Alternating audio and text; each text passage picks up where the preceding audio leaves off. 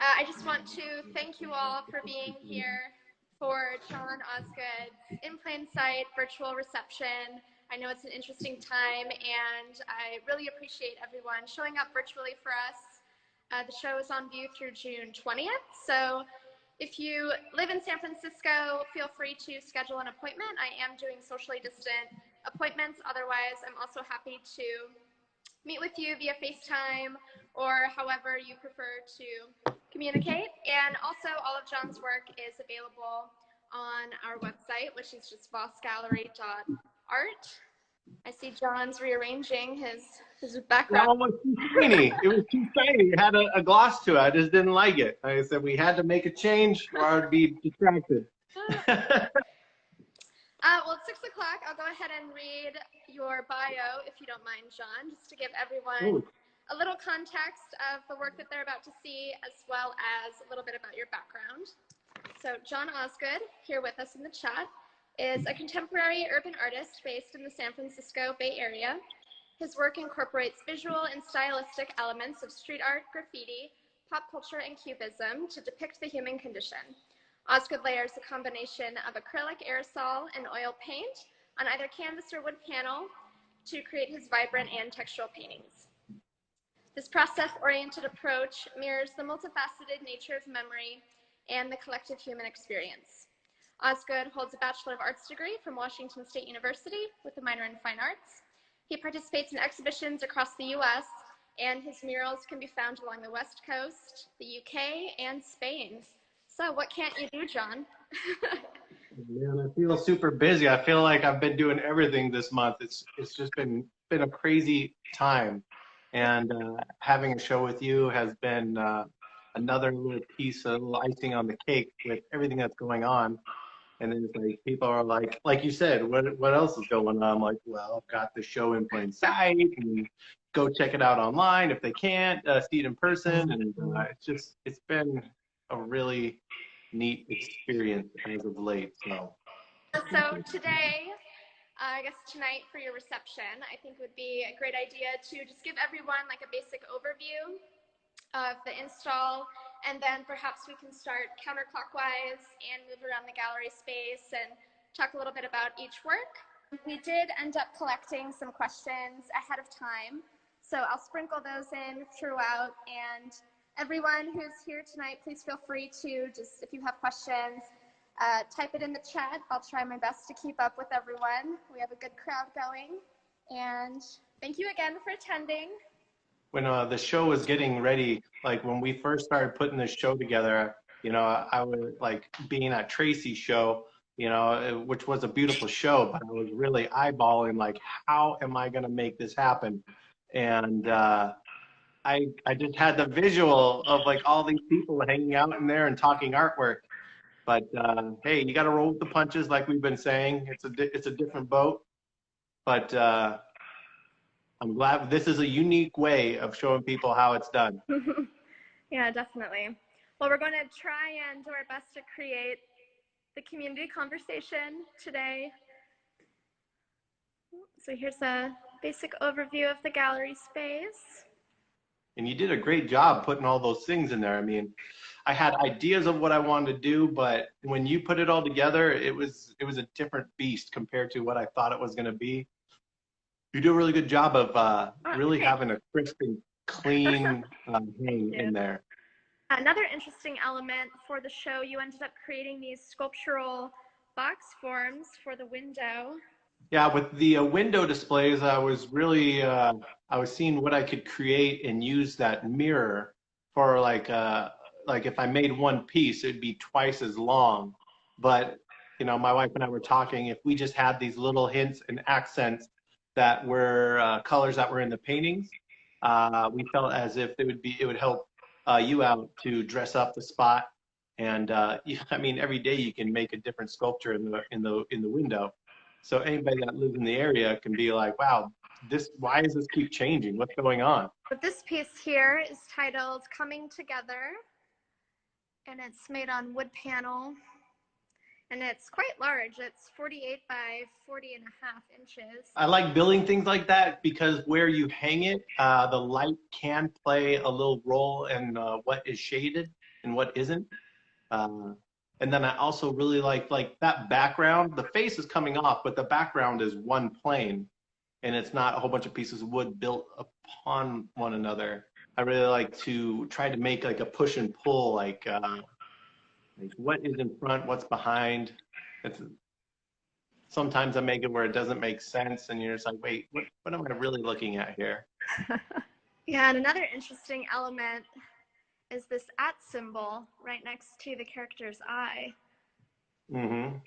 Yeah, it kind of reminds me of like all of our social media handles now and how that's becoming like very much a part of our identity. A lot of my pieces have just a little bit of extras, like I'll be listening to music and I will hear a lyric or something, and I will write it down. I'll put it in there. And I'm not sure if there's other, like, I've got a series of letters and numbers that I put down and I put in painting that I'm thinking of friends, you know, that have crossed my path type of thing. So, you know, I knew just like a little something was going to come off of that. And this piece is acrylic on canvas. It's titled Prepping for Reward. This piece originated a handful of years ago when I was doing a live painting at the Seattle Erotic Art Festival. And the man that was posing for my friend Seb and I,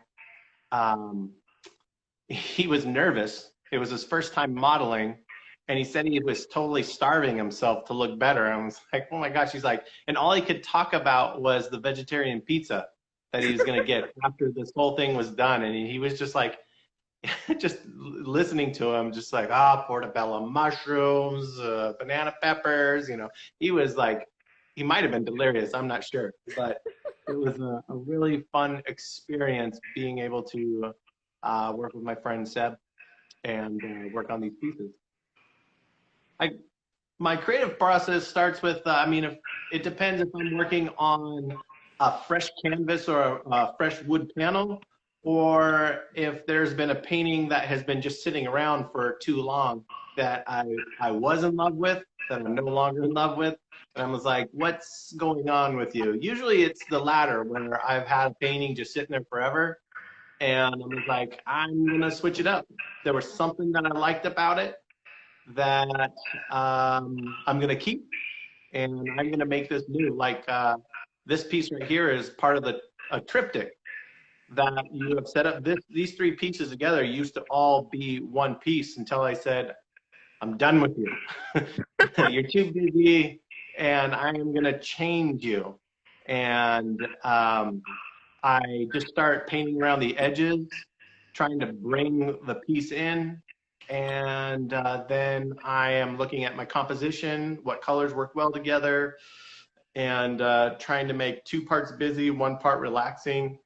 And I'm just trying to make a interesting composition that has a whole bunch of little pockets and areas of interesting things to jump into. This one right here always catches my attention. Just these, like the surreal geometric elements with the multiple eyes. And then this other eye-looking form here. That green one is called Persevere, and I felt like it had like a stoic, like a chess piece, like it needed to make moves or something. And this one here is just a stunning piece. It's titled Willow, and it's acrylic and aerosol on canvas, 50 by 50 inches. I always say when people look at these paintings down the road and then they x-ray them, they're going to get a whole different picture. Yeah, we were joking earlier this week that there's a painting underneath this painting. Exactly.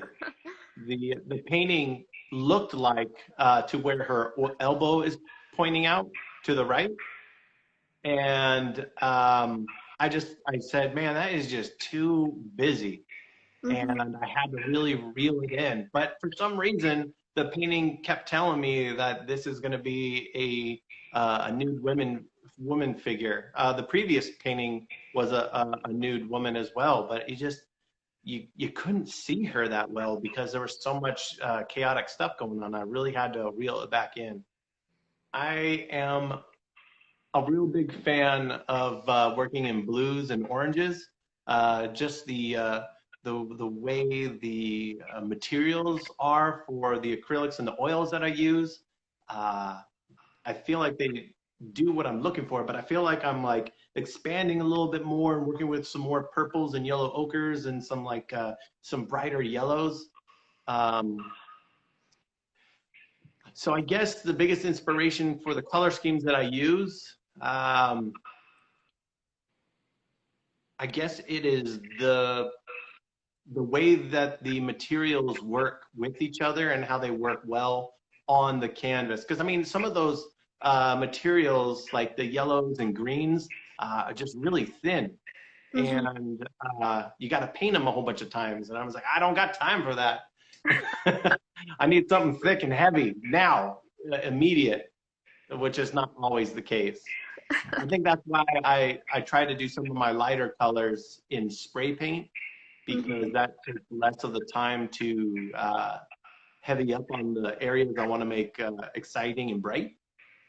Yeah. This is a piece where I really like to capture just having the wood panel color on it. So you make your panel, you clear coat it, and it's just like, wow, I really like the designs and the grains that are on this, and I'm gonna try to keep this as much as I possibly can. Sometimes that's really hard to do because you just want to paint on everything, but you're making that wood grain an element of design, which is not easy. This painting, that canvas definitely has a ton of paintings under it too. Yeah, this one also has quite a bit of texture. And it's interesting, when you get close up, you realize that there's a word hidden in the painting. This one says resolve. Yeah, if you look hard enough, you'll find little numbers and letters. Like I put my wife's letter, her name is Michelle, and I put the letter M in like all the paintings that I do. So if somebody ever had like a scavenger hunt to go find all the M's in all the paintings. This is a really good example of my rule of threes right here. You know, you've got that little circle that, you know, a third of the way down, that's like the heartbeat. It's not in the middle, it's off to the right and a little bit lower. But then you got the line goes up, and then you have one that's going horizontal, and then the dark blue that's kind of in the middle is creeping up that way. So there is this triangle that's giving you a 1, 2, 3, and then the upper left is sort of the relaxing area. But man, the area in the dark blue with all the little tiny dots and white stuff in there, you know, I just felt like that was deep, you know, a deep area. Mm-hmm. And I felt like it was space, and I felt like verdant, it was another word for green. And I don't know, I feel like it has a really good push and pull, things on top of one another. This one is a kind of a self-portrait of myself. Although it has no beard or glasses, it's still a self-portrait of myself. My grandfather passed away about a year and a half ago. And, you know, there's when somebody in your family that you've known almost your entire life, and he's a big part of your entire family, you know, being an artist, I'm glad that I have the ability to put stuff down on canvas or wood panel to express how I'm feeling. And there's little things in there with numbers and some words, and just like what does it say? Wins and losses. Losses meaning, we lost the patriarch of our family, and Mm-hmm. 404 is the last breath he took. And then I wish I could point to it. I wish I had a laser pointer right there. That arching thing to the left of his eye. My Uncle Jim saluted my grandfather's casket, and I thought that was a really neat thing to do. He didn't have to do that, but my grandpa was in the military, and my dad and my aunts and uncles were military kids. They moved from the Midwest, so I don't know. There's a lot of implications about what that little thing going to the side was. So This obviously, like another example of me painting over top of something, and just like I had to rearrange the painting, and I started painting and just going. I really do automatic drawing in painting until I find something and I identify with it. Oh my gosh, this was the challenging piece right here. Let's see. So when we started talking about this, I had a piece that was already done. The one on the right, I'm actually, I get them mixed up now. I'd have to look again, but I think it's the one on the right was already done. Mm-hmm. And I made another canvas to make like a mirrored image. And, it started to make me think of like a Rorschach test and stuff like that. And the neat thing about this is you can hang it like any way you want, and it's going to be a different painting. If you hang them side by side, just keep rotating it, and I don't know. I think you're going to get a different. The way you arrange it, you're going to have a different painting. But this is the way I see it. Yeah, I see a mask. I see wings, but it fills the space so nicely. And just to give people a sense of the dimensions, they're 60 inches tall by 30 wide. So together it's a 60 by 60 painting, but right now we're working around this column in the gallery.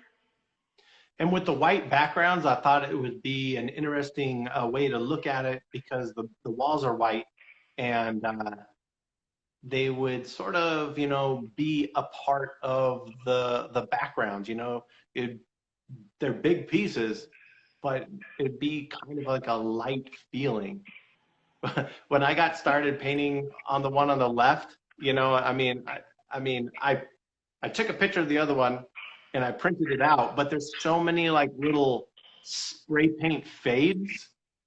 I was like, oh my gosh, I think I might have bit off more than I could chew.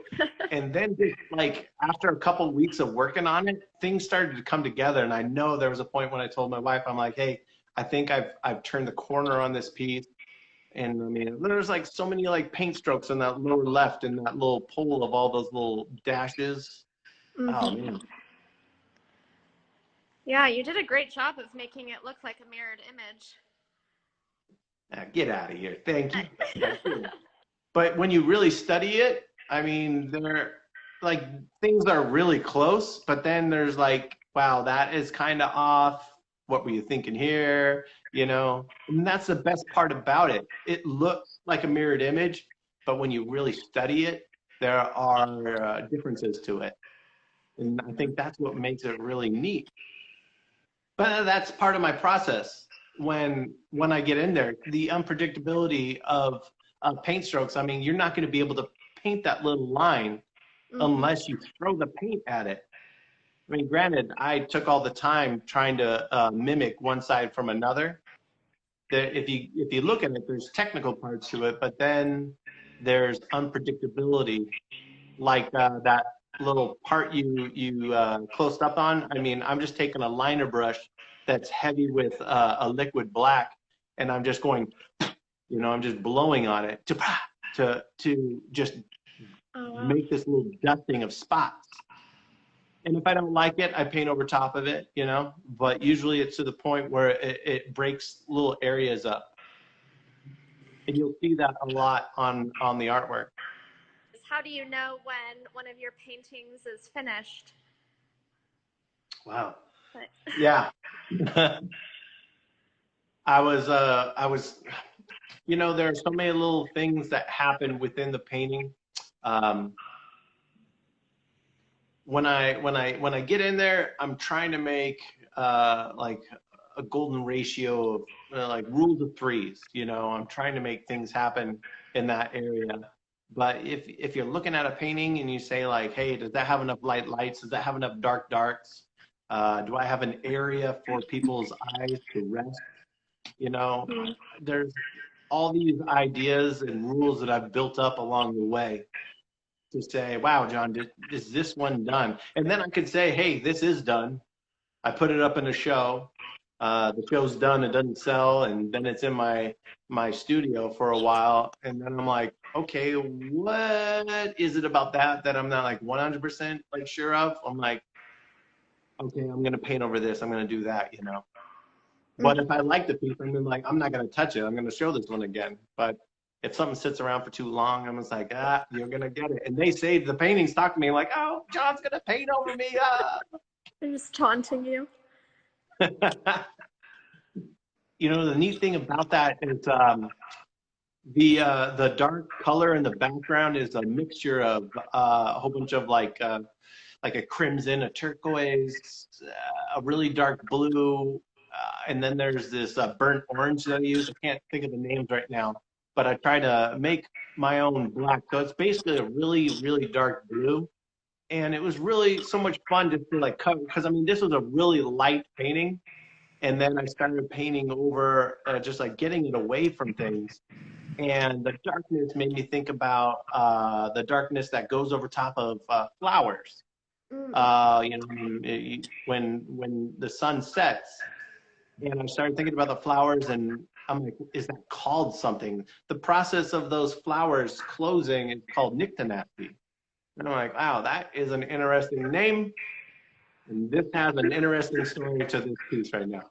And plus, that little guy up in the upper left looks like a little rosebud or flower bud of some sort. So, you know, I paint a lot of male figurehead, and painting a woman's head, a woman's face. Man, I wish that's a time lapse should happen right there, is a woman's face, a John Osgood woman face painting, because that is one of like some of like the most difficult things for me. That's something I need to work more on. But when I find it, it's such a neat feeling, you know, to say like, man, that there's a softness, there is a presence of innocence, but there's still like so many different things, like that pattern across her chest. There's all those little colors in her hair. Um, there's a grit to it. What advice would you give to your younger self? I would say take better pictures.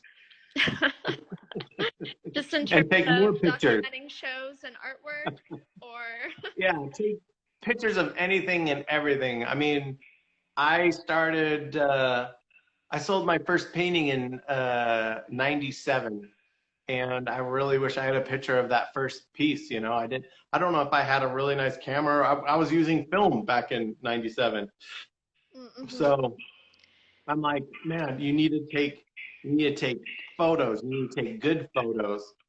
You need to take a lot of them. I would say keep track of and make an email list. Keep track of your clients. Let them know what you're up to. You gotta have thick skin. That is one of the big. I remember way before I even sold my first painting. I went into a gallery one time. I had no clue what I was doing, and I had pictures, film pictures in my hand, and I showed them to a gallerist down in Pioneer Square in Seattle. And he looked at me and he's like, what you're trying to do is virtually impossible. And I was hurt. What did you say to that? Yeah. I left defeated with my tail between my legs. But obviously, I didn't give up, because I just continued on. I persevered, and I kept creating artwork that I was bearing my soul on. And you know, people took note of it. And if you bare your soul and you try your hardest, and you have your own set of rules that you adhere by, I mean, you're gonna make it somewhere. I mean, when I met my wife, she told me, you know, and I listened, that, you know, she's like, you're gonna make it. We're gonna do A, B, and C. And ever since that, it was like 2009. I was like, you know, she has been my cheerleader throughout this whole thing, and I was like, we're in an area right now where things are happening, and I'm like, I'm all in. So there's so many little things that you can do. You just have to follow your heart and, you know, listen to advice. And the thick skin is a really big thing. This painting is called Procession. It's acrylic and aerosol on wood panel. For a sense of scale, it's 31 inches tall by 50 inches. This is a piece I created after watching a Spike Lee documentary. It was called "If God's Willing and the River Don't Rise," and it was about the community of New Orleans in that region, and during Katrina, and how people just continued on and they helped each other. And there was a lot of raw emotions that were going on during that whole period of time.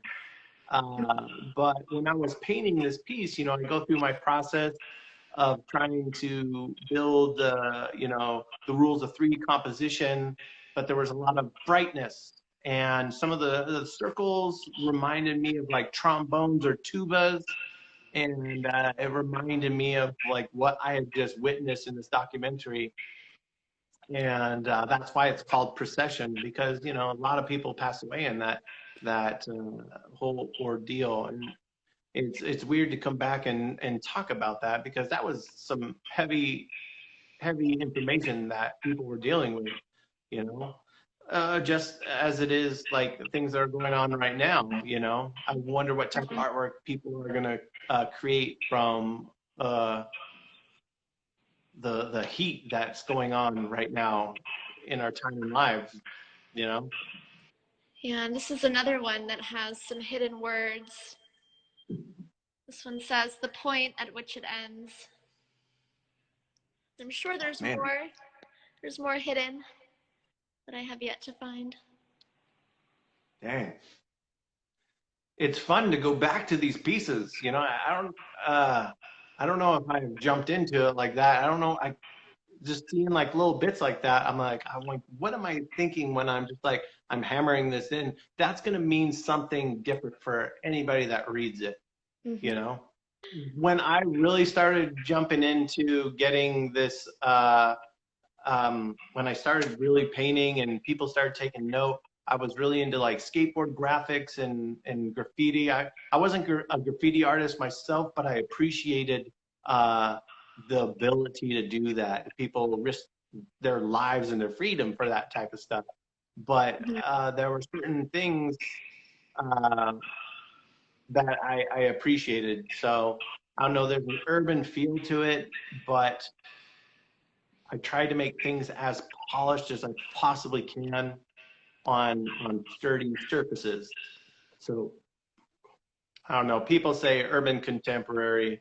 I'm a contemporary artist. And this is what I see in my life right now and around us. Yeah, those both those top guys are getting ready to eat something or snatch something out of the air. You know, the one on the left with the wider background, that one's called Grasping Entities #2. I was really trying to, my idea was mimicking watercolors, but I was trying to paint with oils there. So I was doing a little bit of experimenting with that one right there. You know, growing up in the Northwest, you know, there's birds everywhere, but something I really drew to was the design element of Native American line form drawing, and just the elements that they draw, wings and like ovids shapes, these U parts, were really appealing to me. And I never really understood why, you know, but it was all around me. It was in the Seahawks logo that, you know, I'm a Seahawks fan. Yeah. And I remember there was this magazine called The Stranger up in Seattle, and I still have this clipping of somebody writing graffiti letters, but it was all in like Native American style. And I was like, that's something that's really appealing to me. And from there, I just started, you know, practicing, you know, with these little shapes. There's such a neat design element, you know. I mean, I look at Native American artwork a lot, and if you have like this rectangle or a circle, there's so many stories and lines and gestures that can make you look and see different objects, a lot of animals, you know, things that are around us. There are so many different artists that are influences to me. You know, there was a guy I grew up with named Dan Volker, and we sort of grew at the same pace. Um, he still does artwork to this time, and but he really taught me to don't care what anybody says, you know. And he got me into writing. He introduced me to so many different artists, but he's a great artist himself, so he's a big influence in me. Um, but when I got to college, I really jumped into like Picasso and Pollock and Basquiat. But then I really started looking at like graffiti and skate graphics. So, I mean, there's like Jeremy Fish and David Cho and Kinsey.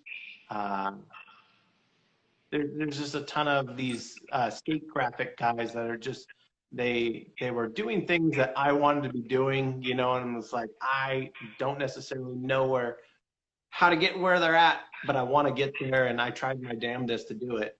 I had previously done a painting where there was a print on a piece of wood that I kept that I really liked, and I tried to mimic it with this, and I paid a lot of money for this the stencil I was going to make, and then the client didn't want it, and I was like, well, what the hell am I going to do with all this paper and stuff I was supposed to make a stencil out of? So the word was mural, and that's what the UR, and that's almost an A was supposed to be, but the URA made me think of you are a, what are you, you know?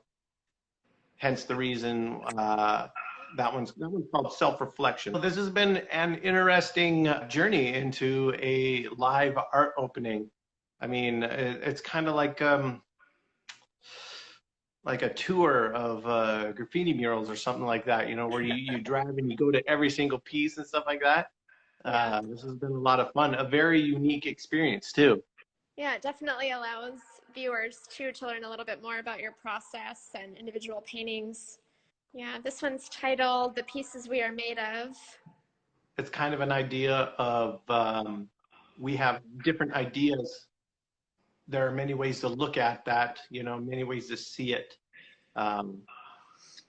There's so many little parts of people that make them up and how they portray themselves and how people see them. So I tried to add little parts falling off, whatnot. So I don't know, that I try to portray an idea with the eyeballs, you know. It's like, hey, I don't need this to have the correct amount of eyeballs. People see people differently. That was after a conversation I had with a local artist in San Francisco, Skinner. He does like these monsters, neon green on black, and he does a lot of crazy things. Like he actualizes on building like huge projects. He's painting a whole bunch of bottles right now, but we had a conversation at a show one time, and we were talking about Kachina dolls, and I was just like, I hadn't even thought about that, and then I started thinking about it, and we were talking about it, and this one's called Resting Kachina, and just like little bits of life that happen like that. You know, I've been following Skinner's artwork forever, and then I moved down here, and then you're looking at somebody you've been following, and you're just like, all right, don't be a weirdo, one. Two, go talk to this person. Because you want to talk to this person, keep that conversation going, you know, and then lo and behold, it was probably like the easiest thing you could have done in life was talk to this person. So, you know, the neat thing about this piece right here is, you know, at one point there was color to all the edges. But, you know, I just said, if this painting is hung on a white wall, it might look like something's floating. You might see a couple edges due to the fact the light's hitting it from a certain direction. But when you look at it, it is going to be its own entity on the wall almost. Mm-hmm. And that's what really drove me to like push things, make it come off of the edges. As you can see, there is a ton of texture on it, you know. And that's one of the neat things, like Parallel Jubilance. You know, it's a white background, but you might not necessarily catch the edges, and the piece inside becomes its own thing on the wall. That's one of the fun things I like to do with these pieces that I do the white stuff on the wall. And then when you use the half clear, half black spray paint, you know, that's where you start building these little pockets of information that are like tucking things behind one another. I'm thinking about that, and it's like, if I didn't have a flat paintbrush, number 2 and number 4, you know, those are, I have got buckets of flat 2 and 4. If I didn't have masking tape and transparent black spray paint, well, that would be a problem. If I didn't have music or something I was listening to, I don't know. I like to paint while I'm listening to something, and it's sort of a diversion to let the automatic part happen. So I guess music, paintbrushes, and spray paint are things I can't live without, I guess. There is something about making a line that goes through a whole painting that you're not necessarily looking at. I mean, even if you pull back from this one, you'll see lines going through the woman's body from the top to the bottom, like right through that left nipple, all the way up top to that dark blue. It's basically really close. In the hair behind her neck, you know, those are connecting lines. I do that in a lot of my illustrations, where if I'm like done, I'll draw a little line, and then I'll skip through a little area, and I'll like continue that line just to build like a rules of 3 type of thing. Well, thank you everyone for joining us tonight. Yeah, thank you everybody. This has been a lot of fun. I love talking artwork, and it's been a real neat experience going through all these pieces with you in your gallery.